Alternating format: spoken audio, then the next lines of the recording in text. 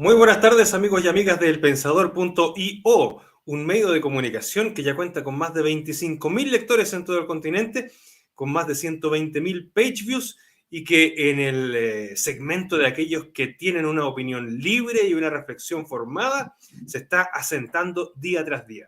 Hoy nuevamente nos reunimos y nos convocamos junto con nuestros amigos del Partido Pirata, un movimiento intelectual potente a nivel internacional y que en nuestro país ha tenido una reflexión profunda en torno al proyecto de la nueva Constitución.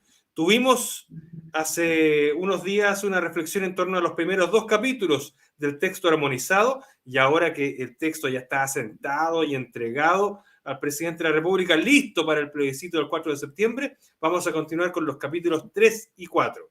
Así que no digo más, bienvenidos Mauricio Vargas Peralta, bienvenido José Ponce Ramírez y bienvenido Juan Ignacio Naudón Díaz, y conste que estamos diciendo los apellidos maternos porque creemos que las madres son importantísimas. Así que, chiquillos, bienvenidos y el programa suyo. Mauricio, adelante con el pie forzado para que empiece la revisión del texto. Muchas gracias, Álvaro. Muchas gracias a quienes nos están viendo, a quienes nos siguen. Bien por ustedes. El futuro es de ustedes. Bueno, como decías, continuamos. Hoy día vamos a estar tratando el capítulo 3 y 4. Entonces, quería un poco retomar algunos puntos del capítulo anterior, ¿no es cierto?, donde vimos las primeras declaraciones de la propuesta constitucional, donde el Estado se declara de cierta forma, ¿no es cierto?, un Estado de derecho, social, inclusivo, paritario, ecológico, ¿ya? Estuvimos conversando un poco sobre eso en el capítulo anterior. Ustedes pueden ver ese capítulo, lo pueden buscar, digamos, en la página del Pensador y también en la página del Partido Pirata. Estuvimos reforzando bastante lo que la Constitución dice respecto del derecho a la educación y cómo concibe la educación, no solo como el derecho individual, sino como ese proceso colectivo de generación de competencias para el beneficio de la sociedad, ¿ya? En distintas áreas, culturales, productivas, económicas, sociales, y como el garante del resto de los derechos humanos y derechos que están, de los derechos fundamentales, ¿no es cierto?, que sostienen esta Constitución.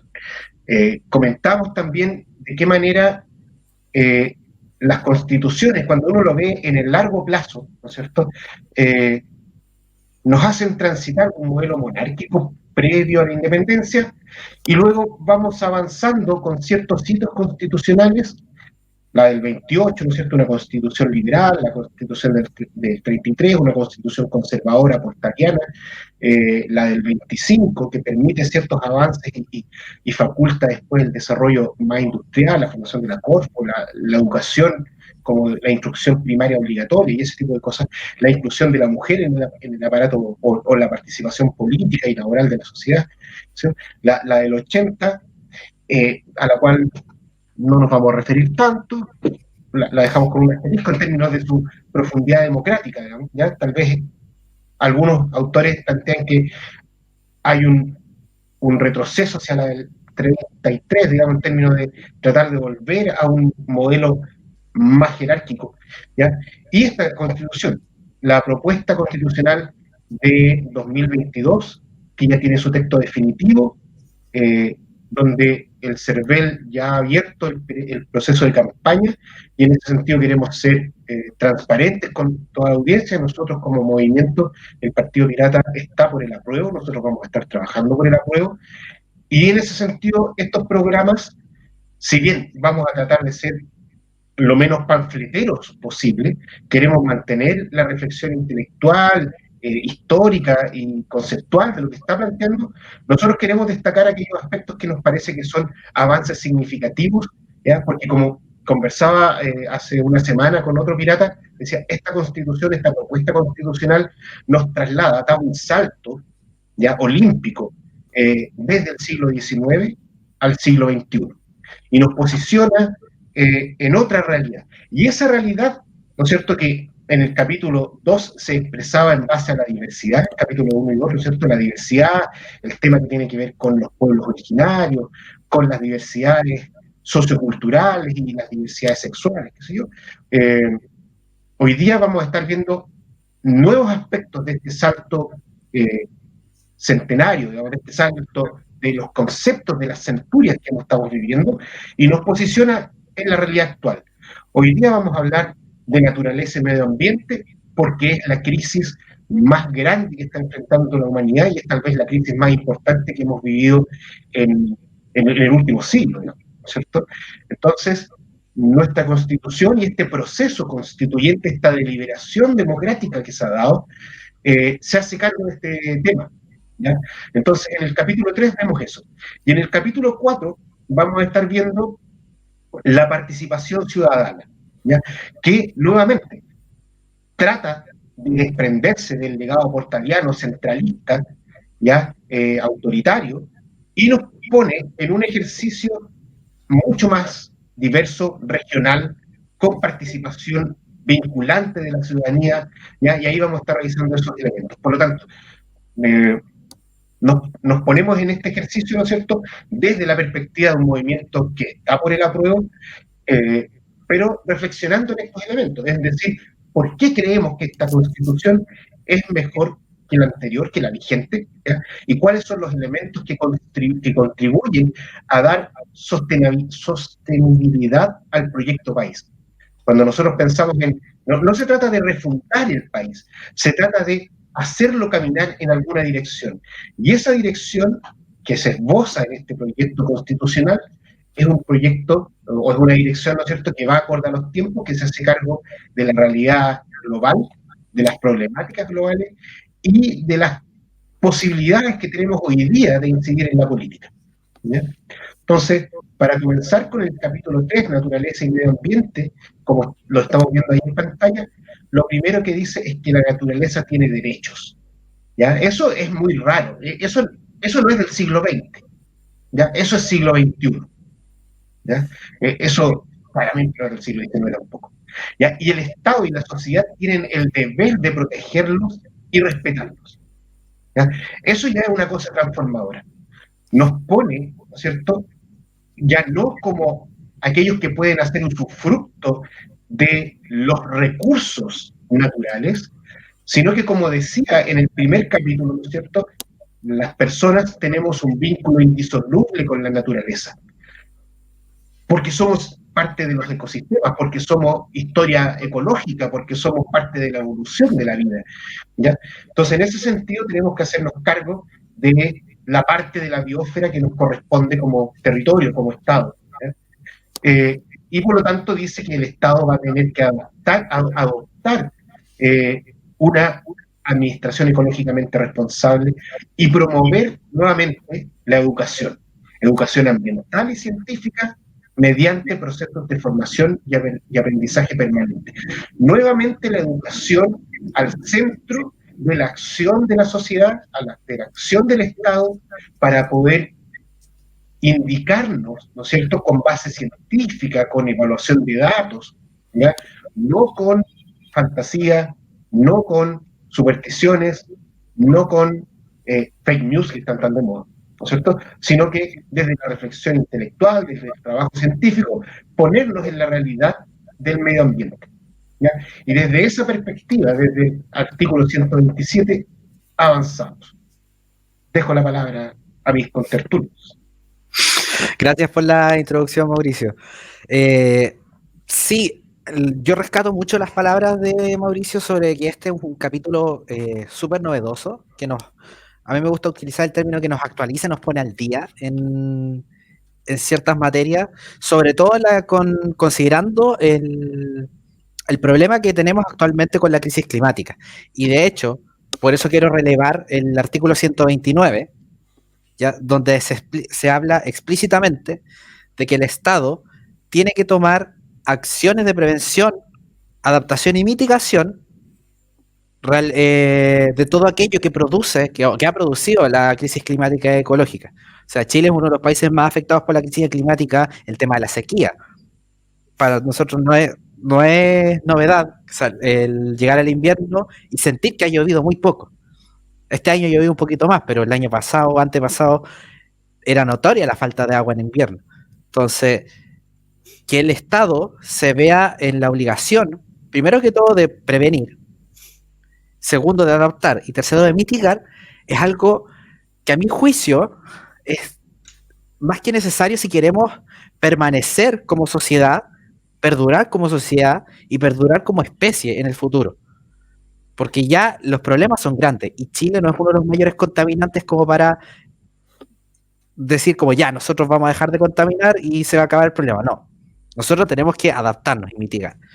Y al mismo tiempo, si puedes volver un poquito más atrás en el inciso 2 del artículo 128, hay un detalle también importante, porque uno de las causantes de la crisis ecológica es precisamente la mala, ¿cómo se podría decir? La mala iniciativa de los privados, ¿ya? No estamos acá para demonizar toda la iniciativa privada, no, pero sabemos que hay ciertos grupos de personas que por un rédito económico no les importa dañar el medio ambiente, ¿ya? Entonces acá se preocupa esta propuesta de que desde la norma más importante que vendría siendo la Constitución, que cualquier daño a la naturaleza tenga que ser reparado, ¿ya? Aparte del castigo penal, porque siempre está el tema de que, ay, pero es que alguien hace algo y hay que castigarlo. Pero el daño, ¿qué va a hacer con el daño, con la víctima del daño?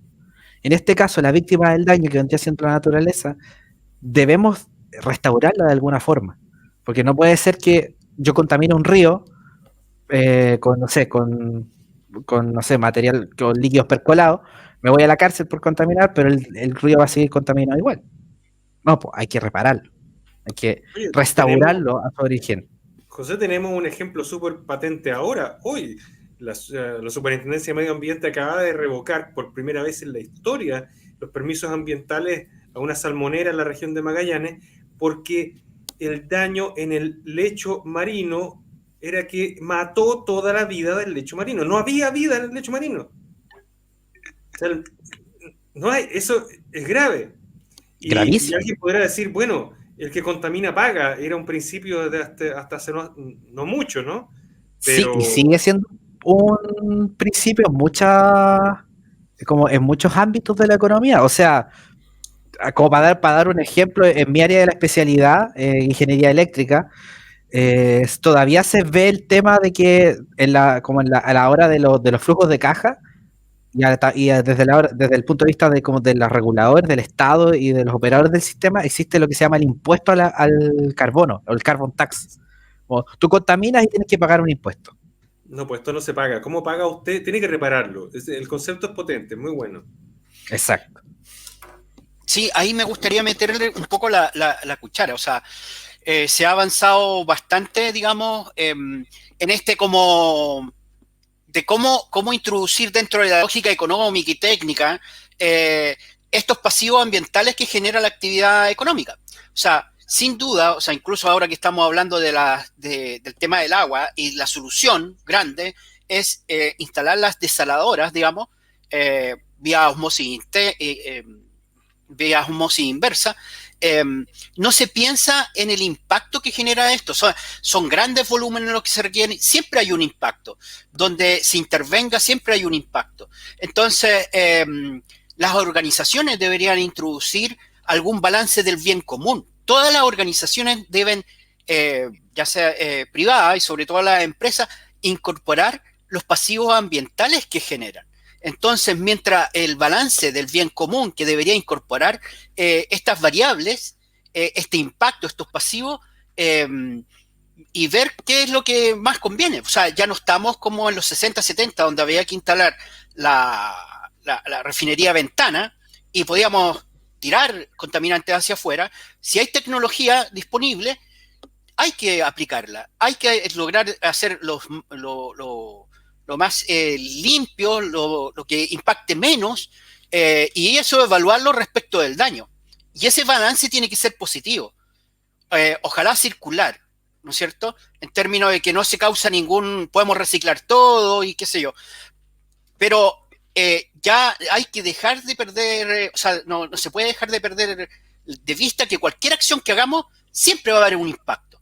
Ahora, ese tiene que ser lo menor posible y la decisión final tiene que estar en manos de la ciudadanía, creo yo. Y eso nos enlaza con lo que vamos a conversar después. Pero, en definitiva, hay ciertos economistas que tienen una propuesta del balance del bien común que incorpora de forma cualitativa y a lo mejor se podría incorporar de forma técnica este balance. Entonces, no se puede medir solamente con el tema de la utilidad financiera o económica el beneficio de un proyecto. Tienen que estar incorporados todos estos otros impactos y de alguna forma se deben pagar. Y no creo que sea la vía del tax, porque el tax significa que saco la plata de un lado, pero hay cosas que no puedo reparar. Son irreparables. Por ejemplo, en el proyecto de Pascualama, donde se decía que se iba a trasladar los glaciales. Eso era imposible, o sea, no sé, no tenía el impacto que se iba a hacer ahí y que se hizo, y bueno, el proyecto entiendo que se fue congelado, era irreparable. Entonces eso debería estar incorporado dentro de los pasivos que genera el proyecto. Entonces ahí claramente un proyecto, si no es... podríamos decir, tiene que ser financiera, social y ecosistémicamente viable. Ese no era un proyecto viable. De hecho, antes de... Disculpa, Mauricio, antes de continuar, como para agarrarme con algo que dijo Juan Ignacio al inicio, y si Álvaro lo puede mostrar, el artículo 133, que al menos cuando yo realizo la revisión de estos documentos, como que la primera revisión es leer y resaltar las cosas como que son a la vista interesantes. Y el artículo 133 de partida es interesante porque ya pone el punto sobre la I, sobre el tema de los residuos. Sobre que no podemos seguir pensando en esta forma económica del comprar, usar y tirar. Porque no funciona. Sabemos que no es, como dijo Juan Ignacio, no es ecosistémicamente sostenible. Entonces aquí al menos ya pone una imposición al Estado, dice regular y fomentar la gestión, reducción, que yo creo que es lo más importante, porque todos sabemos que se le da mucho color al reciclar, pero al menos hay 3, 4 R's antes, y una de ellas es el reducir. Entonces se dice fomentar la reducción de los residuos, la gestión también para que no tengamos que las grandes soluciones para el tema de los residuos sean incineradoras en comunidades mapuche, como pasó en la Araucanía hace un par de años, y finalmente valorización. Ahí entra el tema del reciclaje. Pero acá, al menos con estos artículos se puede ver que es una propuesta que trata de, no sé si de cambiar el paradigma, no sé si de cambiar el paradigma constitucional con la naturaleza, porque como es un capítulo nuevo, antes no había un paradigma como establecido de este tema de naturaleza, salvo que es así como solapado el tema económico, pero sí pone directrices que al menos, a mi juicio, son más que necesarias en la actualidad, donde vemos vertederos ilegales, donde vemos manchas de basura en el Océano Pacífico, donde vemos una crisis climática horrenda, donde tenemos que cambiar de alguna u otra forma. Sí, quería hacer una observación precisamente en ese sentido, de estos elementos novedosos que pueden llamarnos la atención y que son sumamente potentes, que están en el 129 y 130. Puedo subir un poquitito, disculpa Álvaro. A ver, en el inciso 2 del 129 hay algo que se reitera en este capítulo y que tiene que ver con la cooperación y solidaridad internacional. O sea, nuestra constitución, esta propuesta constitucional, fuerza al Estado a trabajar en cooperación internacional para enfrentar la crisis ecológica. Eso es bastante novedoso también, como fenómeno político. Es decir, estamos haciendo la Constitución para el Estado de Chile, ¿ya? Pero el Estado de Chile se entiende ecosistémicamente dentro de un problema global donde no encuentra otra solución u otra forma de enfrentar este problema que colaborando globalmente. Eso es sumamente potente, sumamente llamativo y es muy esperanzador. Es decir, de parte de la gente. A ver, la convención fue duramente criticada durante todo su proceso. A ver, chilenos todos, chilenas y chilenos. Hubo gente que trabajó durante este año y que concibe que hay un problema que debemos enfrentar entre todos y que compete al Estado de Chile en el ejercicio, digamos, de sus poderes, vincularse y promover la acción global para resolver un problema que es global. Esa claridad mental es fuertísima. ¿Ya? Esa claridad de quienes redactaron este texto, quienes apoyaron este articulado, de decir, ¿saben qué? Hay cosas que nos exceden. Chile no es una franja de tierra, digamos, larga entre la cordillera y el mar, más sus islas, no. La atmósfera es más que eso, el mar es más que eso. Entonces, eso es súper relevante, entender la cooperación y solidaridad internacional para enfrentarse a estos problemas. Y aquí aparece, y aparece reiteradamente después en otros momentos. En el 130, ¿ya? Hay algo que incluso es igual de potente, diría yo, ¿ya? Que es el Estado protege la biodiversidad. No es que proteja la naturaleza, no es que proteja los arbolitos, ya no es como que vamos a reemplazar como que bosques para Chile, digamos, como que si sacamos todo y llenamos de pino y eucalipto, estamos bien, porque igual se ve súper verde, digamos, ya, y casi parece como la estepa canadiense, no sé. No, ¿ya? Estamos hablando de biodiversidad, estamos hablando de ecosistemas. Entonces, el hábitat de las especies nativas silvestres, ese cuidado y ese detalle, ¿ya? O sea, cuando hablábamos de educación, de conciencia, de ciencia, esa educación, esa conciencia y esa ciencia se reduce a este articulado del 130, donde dice que el Estado va a proteger la biodiversidad, ¿ya? Que es un concepto que claramente no manejábamos en el 1925 y que poco importaba en el 1980. ¿Ya?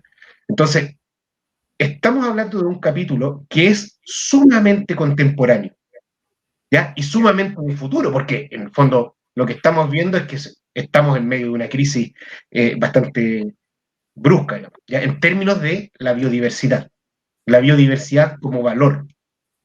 Y en ese sentido es cómo gestionamos, ¿no es cierto?, la biodiversidad o las especies introducidas que se transforman en plagas, qué sé yo. Entonces, ahí hay harto cuidado en ese sentido, en decir, a ver, nosotros vivimos en un territorio, vivimos en un estado, vivimos en una nación o en varias naciones, tenemos una geografía muy diversa, tenemos ecosistemas distintos y una biodiversidad.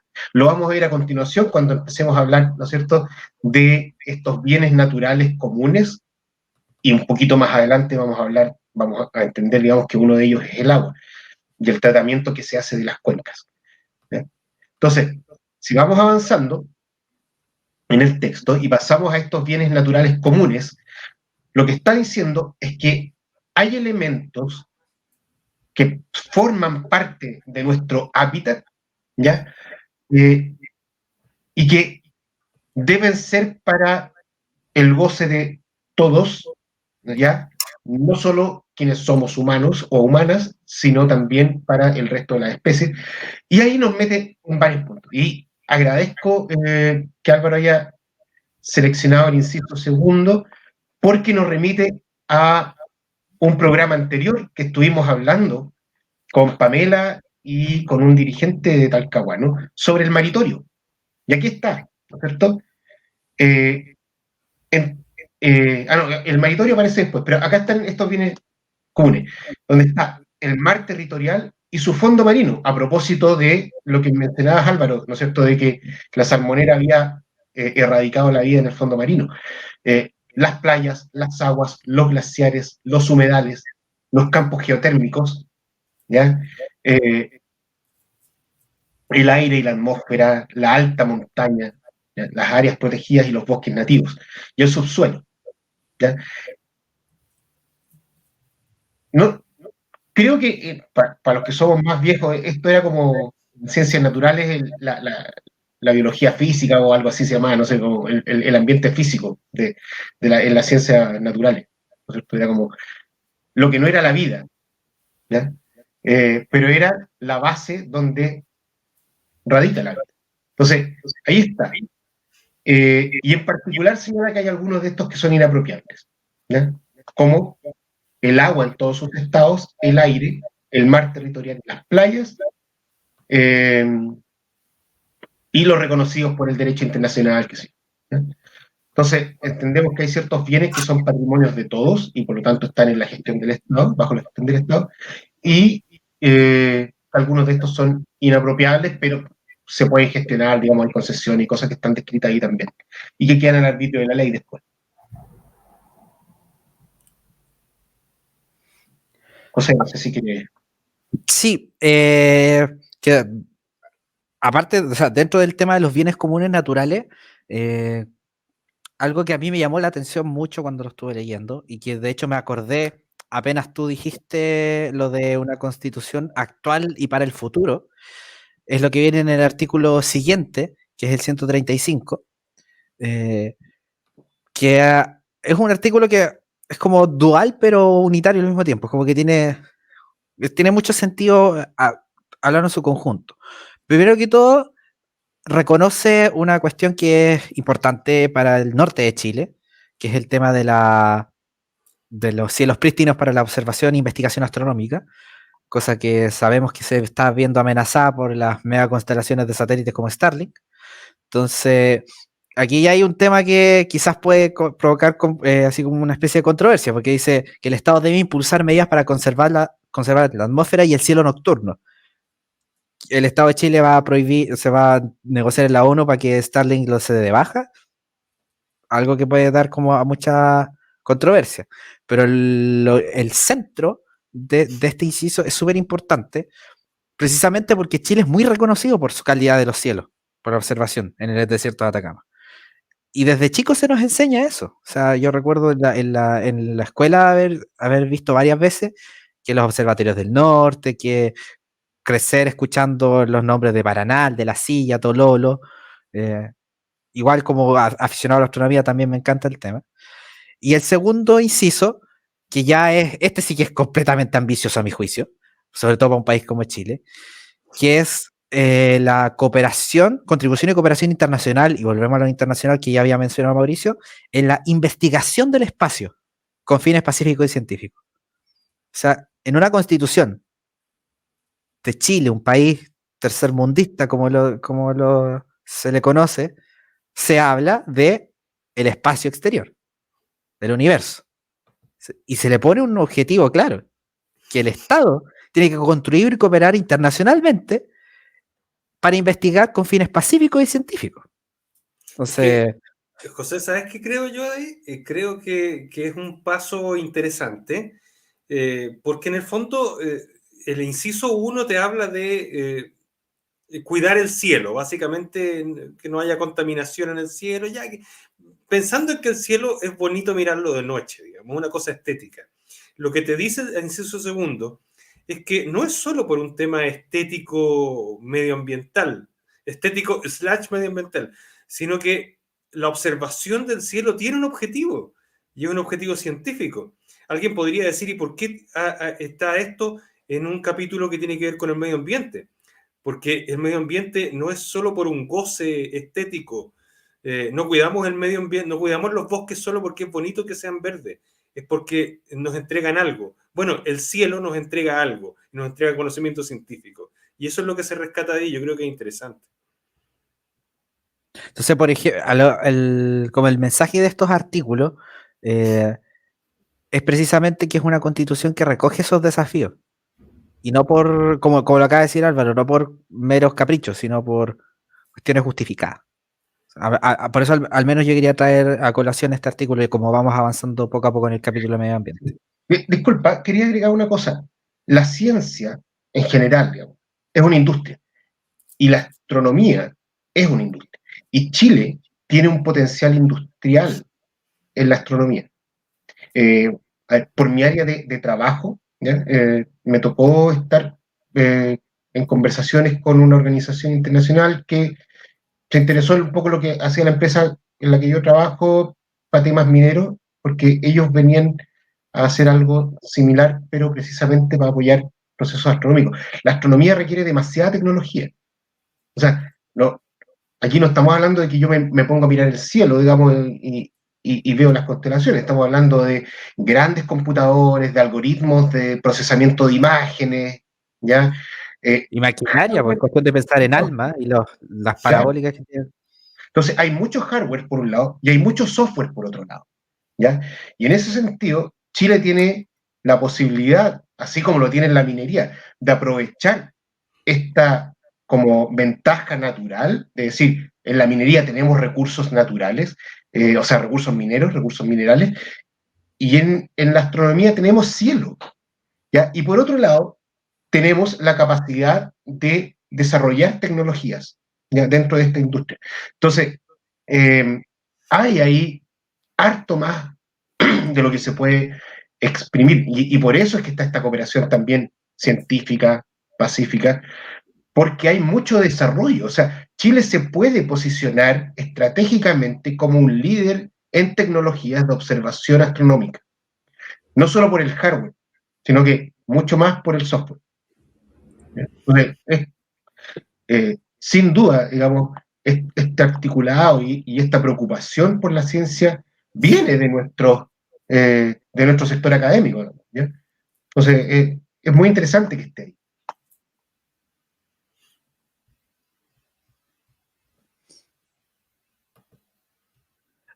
No sé si en honor al tiempo podríamos como avanzar un poco más al capítulo 4, Te porque diga nomás. lo dejo como propuesta. Antes de pasar al 4, me gustaría que viéramos dos títulos, ¿ya? Porque efectivamente nos interesa tocar el capítulo 4, que es de participación ciudadana. Pero vienen un par de cosas. El Estatuto de Aguas, ¿ya? Eh, que efectivamente pone una bandera en términos constitucionales respecto a la situación anterior, o actual, ¿ya? Donde establece una serie de medidas y crea una institucionalidad para la gestión del agua, del recurso agua, una institucionalidad que es el sistema de gobernanza de agua, ¿no es cierto? Que se llama Agencia Nacional de Aguas,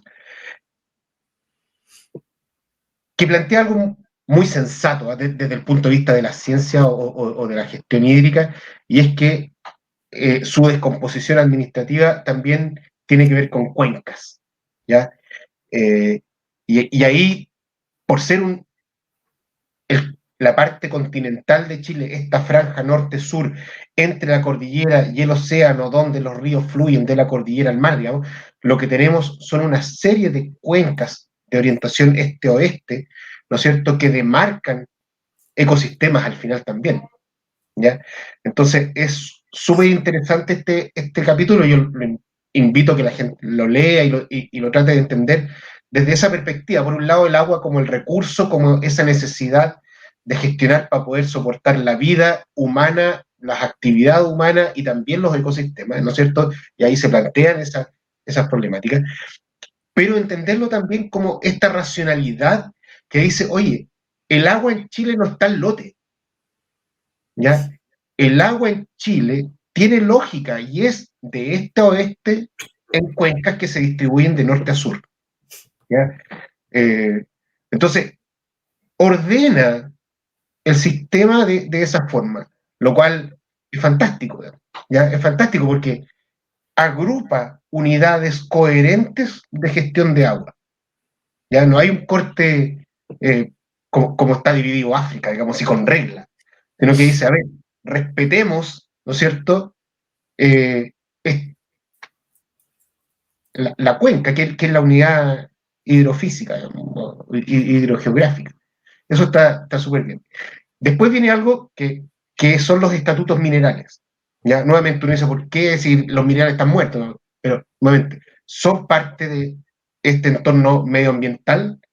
eh, Existen los recursos minerales, son explotables, y reitera una condición que es preliminar, digamos, y que en general no está cambiando nada en ninguna parte, es como el estándar mundial, ¿no es cierto? Y es que estos recursos pertenecen al Estado. El Estado, digamos, es el depositario de la propiedad y el dominio absoluto y exclusivo de los minerales, de las sustancias minerales, excluye las arcillas superficiales, ¿no? ¿Ya?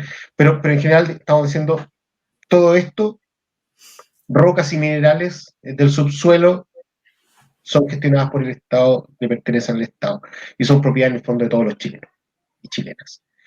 ¿Ya? Después vienen de qué manera podemos hacer usufructo de eso, ¿ya? Y ahí viene todo un tema con cómo se pueden explotar, un poco cuáles son los límites y qué sé yo. Y ahí aparece específicamente el tema de los glaciares. Claro, y lo que estamos diciendo es que la actividad industrial, entre comillas, o la actividad económica que tiene que ver con la explotación de nuestros recursos minerales, tiene que respetar tiene ciertos límites, digamos. Y uno de esos límites fuertes, y es un límite realmente fuerte para la minería chilena, son los glaciares. ¿Ya? O sea, el tema Pascualama es un caso, digamos, pero hay más, y efectivamente este es un punto que al sector minero lo tiene un tanto complicado. No es que la mayor parte de nuestras minas estén en glaciares, eso no es así, son algunas. La mayor parte de nuestra minería, no, si bien tenemos una gran parte en la cordillera, no todo está en glaciares. Pero sin duda tiene un impacto. Pero los glaciares son relevantes, ecosistémicamente son muy relevantes, y efectivamente, sobre todo la minería a cielo abierto, digamos, puede causar mucho daño ahí, y efectivamente está bien, digamos, poner ese tipo de cosas. ¿Ya? Para terminar el capítulo, a ver, tenemos que avanzar, ¿no? Entonces no podemos dedicar eso bien en detalle, eso lo sentimos, es así. Después viene la Defensoría de la Naturaleza, ¿no es cierto?, que es esta institución a la cual todos los ciudadanos podemos recurrir, además de los órganos del Estado, qué sé yo, en protección de los derechos de la naturaleza, protección, conservación, remediación y todo, para ejercer, ¿no es cierto?, para que se cautele el ejercicio de los derechos que están descritos arriba. ¿Ya? Por lo tanto, va a haber una institución que es esta. Así como hay una defensoría de la ciudadanía, del pueblo, de las personas, hay una defensoría de la naturaleza. ¿Esto vendría a reemplazar a nuestra actual superintendencia de medio ambiente? A mí me da la impresión que es un poco más que una superintendencia. No tengo ahí, lo siento, yo no tengo el conocimiento técnico, digamos, en términos de lo que es jurídicamente la diferencia entre la superintendencia y esta defensoría, salvo que es un órgano, tal vez la diferencia está en que es un órgano autónomo con personalidad jurídica y patrimonio propio. Tal vez claro. Esa es una diferencia estatutaria importante. Lo diferencia estructuralmente de una superintendencia. ¿Ya? Estamos hablando de órganos autónomos. Por lo tanto, tiene otro rol. ¿Ya? Sí, a mí, como me gustaría comentar que lo que se ve aquí y en otros aspectos es ya una mirada sistémica, sobre todo, por ejemplo, con lo que acaba de relevar Mauricio respecto a las cuencas hídricas. Entonces ya no se ve el agua como separada de todo, ya, ok, reguemos, sino que se empieza a ver una mirada sistémica. Bueno, también se releva, digamos, cuando de alguna forma el Estado tiene que ponerse estos esfuerzos de coordinación internacional, o sea, hay una interdependencia, ¿no es cierto? Entonces, el tener ya una mirada sistémica donde cualquier cosa, cualquier intervención tiene un efecto micro y que también es acumulativo respecto de todo este sistema, no sé, país, cuenca, océano, ¿no es cierto?, planetario, digamos. Entonces, creo que esa mirada me parece que viene, que también es una innovación que se incorpora en esta Constitución, esa mirada sistémica, digamos. Eso. Avancemos entonces. Esta es la parte buena. Sí, capítulo interesante. En esta. Me gustaría partir Adelante nomás. Ya. Bueno, yo a mi juicio, esta es como la mayor innovación, quizás no tanto, hay ciertas participaciones, pero sí para lo que significa nuestro país, digamos, que tiene que ver que la incorporación de la participación directa. Aquí dice claramente que en Chile se va a ejercer una democracia directa, de forma directa, participativa, comunitaria y representativa. Y esto es como bien relevante. Bueno, mi tesis, digamos, fundamental es que todavía no hay ningún país que esté en una democracia, ¿no es cierto? Y para su efecto casi todos somos repúblicas representativas. ¿Qué significa eso? Que la población, la mayoría de la gente, no ejerce su soberanía y la deposita en representantes. Pero acá hay una innovación porque se empiezan a establecer ciertos mecanismos de participación directa. Hay a lo menos 2 o 3 artículos que se refieren a esto, donde la ciudadanía reuniendo firmas puede realizar modificaciones o propuestas de ley, ya sean intermediadas todavía por el poder constituido, digamos, o por el poder de los representantes,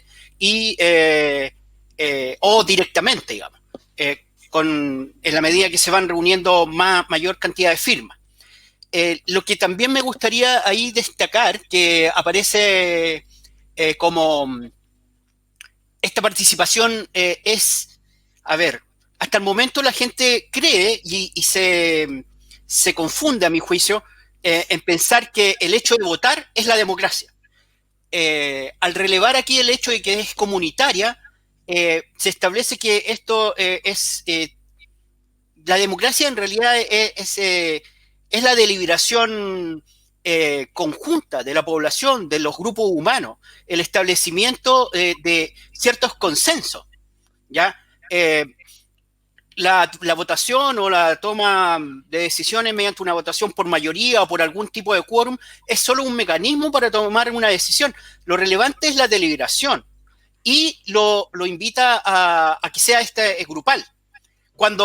Si solo reducimos el sistema político al tema de una lista de supermercado o un catálogo de supermercado donde yo voto, estamos reduciéndolo al individuo. El individuo elige. Y eso no es democracia. No es una deliberación colectiva. Entonces, creo que lo más relevante de destacar de este capítulo es que es la invitación a subir los estándares, aproximarnos a una democracia efectiva, donde la toma de decisiones es colectiva, se produce deliberación y se amplía a la base de la ciudadanía a participar de los destinos de la patria o del gobierno de este territorio. Nosotros como piratas, digamos, el eje del timón pirata es el empoderamiento ciudadano.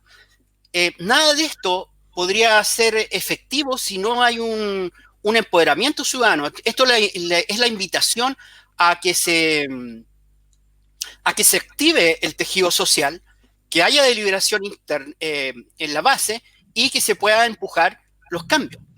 Que a lo mejor se entraban en el Congreso y, bueno, antes no teníamos ningún tipo de mecanismo y aquí se pueden convocar desde la misma ciudadanía estos plebiscitos, ya sea para generar normas u otras. Y es el principal mecanismo que tendrá la ciudadanía para hacer carne esta Constitución. A mi juicio, todo lo que vemos en la Constitución es meramente poesía, ¿ya? Puede ser que aquí diga algo fuerte o que a algunos no les guste mucho, pero a mi juicio lo que vimos más arriba, Defensoría, todo que acabamos de comentar en este capítulo y en otros, requieren leyes para poder ser implementados. Entonces acá tenemos un lindo poema que hay que llevar a operativizar. Y eso se va a operativizar con leyes, con normas que hay que derogar o que por defecto algunas, incluso con la aprobación de esta misma, van a pasar a mejor vida, digamos, ¿no es cierto? Pero esas normas tienen que ser reemplazadas por otras leyes. Y ahí, dependiendo cómo sea ese detalle, de cómo se generan esas leyes, esos nuevos reglamentos, va a ser cómo el grado de innovación o el grado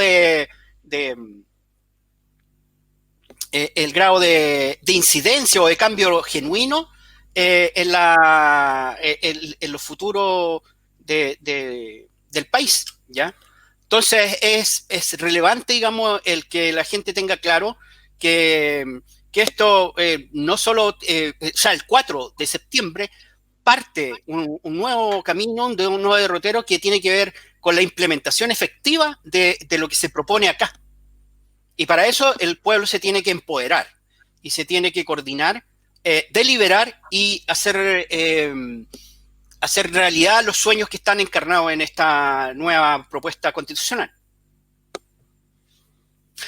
Esto es bien importante que, por ejemplo, una cosa que es relevante, cuando se reconoce el tema del trabajo en el cuidado de los niños. Eso incorpora, aparte de mucha gente, o sea, la mitad del país, en algunos casos ahora menos, para que exista un cierto financiamiento para que la gente pueda participar de forma efectiva. La deliberación debería ser incorporada como un acto de una fiesta democrática, donde cada ciertos periodos pudiésemos llegar y sentarnos a conversar de qué cosas hay que innovar, qué hay que mejorar, cómo se debe practicar esto. No sé si revisaríamos algunos capítulos que son de las normas efectivas nomás para esto. Yo estaba buscando y cambiaron los números de los que yo ya ubicaba. Juan Ignacio, disculpa, quería antes de entrar en cosas más específicas, digamos, quería destacar también algunos aspectos generales de este capítulo que son reiterados, ¿no es cierto? Y que tienen que ver con la responsabilidad del aparato estatal y público, ya sea en la promoción de la participación, la información, generar las condiciones, ¿ya?, para la participación. Y acá hay un tema, el Estado es responsable. Entonces, hace poco se suspendieron las clases de educación cívica. Hace poco se querían restringir las horas de historia. Hace poco se querían restringir las horas de filosofía. ¿Ya? Y desde siempre, digamos, desde Portales en adelante, el karma de Chile, se nos ha dicho que la población no está preparada para el ejercicio de la soberanía. ¿Ya? ¿Pero cómo? ¿Pero cómo no va a estar preparada? Por supuesto, ¿no es cierto? Entonces, en este capítulo se establecen las responsabilidades objetivas del aparato estatal en generar aquellas condiciones que permitan la participación democrática, inclusiva, efectiva. ¿Ya? Por lo tanto, no es como que aquí, ok, cualquiera viene y dice lo que quiere y se hace una ley. No, hay estándares. Y por otro lado, ¿no es cierto?, hay una preocupación social de poder dotarnos de los elementos, ya sea intelectuales, estructurales, procedimentales, ¿ya?, para que el ejercicio de la democracia sea eficaz. ¿Ya?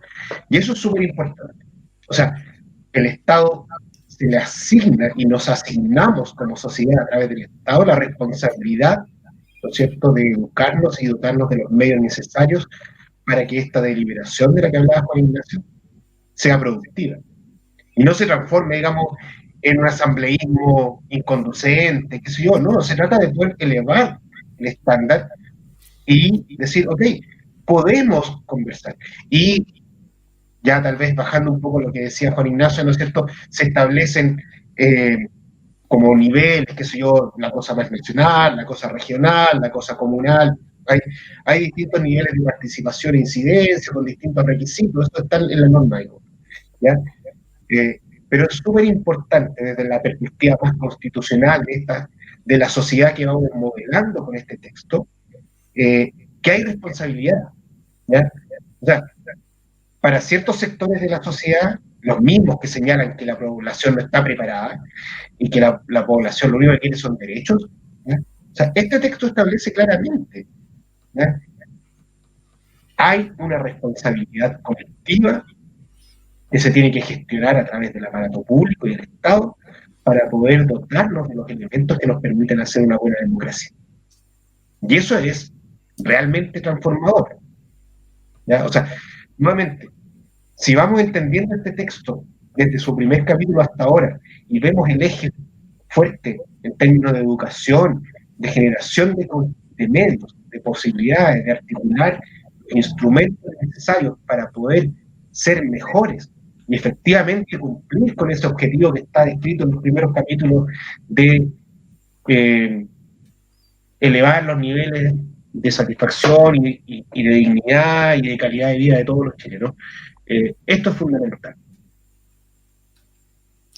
Sí, sí, o sea, bueno, a mí se me olvidó, digamos, pero tú has tocado un tema que es súper relevante. O sea, efectivamente se disminuyeron un montón de sistemas, de clases, de la malla curricular y privilegiándose otros, digamos.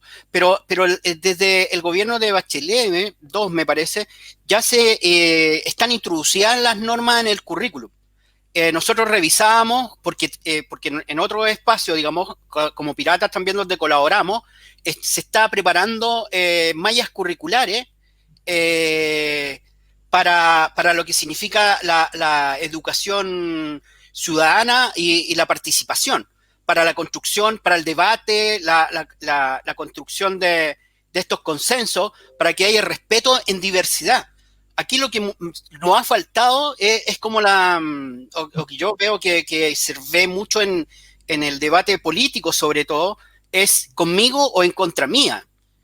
La polarización es un recurso muy recurrido por los partidos políticos tradicionales. Es muy difícil construir consenso. Entonces, normalmente se tiende a utilizar, digamos, bueno, y nuevamente estamos enfrentados a un esquema de polarización donde se sataniza la otra posición y no se ponen sobre la mesa los argumentos. Aquí específicamente estamos en el artículo 157, donde está de alguna forma esbozado cómo se puede llamar a un plebiscito, ¿no es cierto? Con la reunión del 3% de la última firma del último padrón electoral para poder llamar a una iniciativa popular de ley, ¿ya? Para una tramitación legislativa. Hay 3 o 4 artículos de esto. Los debates fueron intensos.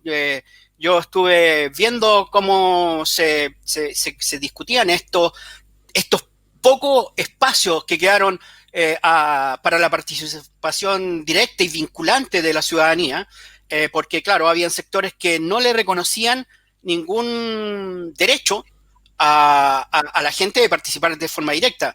Querían mantener, digamos, el esquema claramente representativo y no querían dar un paso hacia la democracia. Pero quedaron estos 2 o 3 espacios, acá hay otro, donde con la reunión de las firmas se puede pasar a proponer leyes que las considera el Congreso y en otro caso se generan de forma directa, la pedida de firma es mayor, el 10%, pero se genera de forma directa un plebiscito para una propuesta de reforma constitucional, por ejemplo. Entonces, hay, digamos, una expectativa, esto abre una expectativa en términos de si logramos elevar el nivel de la preparación para esta deliberación en respeto y en diversidad, para seguir mejorando esta constitución y también para poder operativizarla, ¿no es cierto? Recordando este lema de que tenemos poesía, pero nos falta la parte operativa. Y para la parte operativa, lo que va a realizar ese ejercicio va a ser el Congreso, los futuros Congresos, ¿no es cierto? Por lo tanto, hay un trabajo que tiene que haber de base. Nosotros calculábamos que para organizar, digamos, de alguna forma, algunos comités, se necesitaban del orden de los 400, entre 300.000 y 400.000 comités de base. O sea, imagínense lo que significa eso. Para poder lograr y de forma operativa se reúnan una cantidad de firmas. El 3% son 700.000 firmas, no es algo baladí. Entonces las condiciones que están puestas aquí son condiciones fuertes, digamos, ¿ya? Y serias. Entonces no es algo de llegar que va a venir un grupo y va a proponer algo. Hay una metodología propuesta. Y para eso se quiere participar. Y sobre todo considerando que costó harto que, por ejemplo, en el mismo proceso de participación ciudadana de la convención, las iniciativas llegan a 15.000 firmas. Claro. 15.000 solamente. Pero al final, como la sensación que yo me quedo después de esta revisión de estos capítulos y la que ya llevamos hasta el momento, y es por una de las razones por las cuales como partido y como movimiento y como sociedad, como parte de la sociedad, estamos motivados, hasta como creo que la palabra correcta, motivados por el apruebo, es precisamente de que no es una constitución que donde este poema que menciona Juan Ignacio es un poema de buenas intenciones, es un poema que no nos trata como personas tontas, que no cree que hay solamente un cierto grupo que es como, venga, yo lo cuido porque usted no sabe hacer nada. O sea, el solo hecho de que podamos presentar iniciativas de ley como ciudadanos o plantear reformas constitucionales como ciudadanos, precisamente es una vía de ir tomándonos esos espacios y recuperando el poder para los ciudadanos. Porque al final ya tenemos una democracia representativa que es por temas entendemos que es por temas de facilidad, que es súper difícil que 15 millones de personas estén votando día a día todas las leyes. Pero podemos avanzar, tenemos las tecnologías. De hecho, ahí había un artículo que habla de como medios digitales y medios electrónicos, y que el server tiene que asegurar, o sea, este servicio electoral que va a haber, tiene que asegurar la seguridad en el tema. Entonces, da oportunidades, como dicen, es una constitución habilitante. Mauricio, las palabras finales porque el reloj ya nos pilló.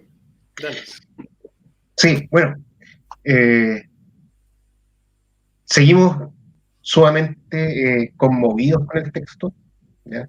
Como decía José, es un texto que habilita, y eso es súper importante, entender que, por lo que llevamos hasta ahora solamente, ¿no es cierto?, podemos ver de qué manera la reflexión constitucional que se dio en la convención tiene como producto una forma de concebir al país y a la sociedad que le entrega elementos para un mejor desarrollo colectivo y personal, donde la educación es una línea fundamental para poder entender y abarcar y poder incorporar a más personas y actores en el ejercicio de la soberanía al final, ¿ya?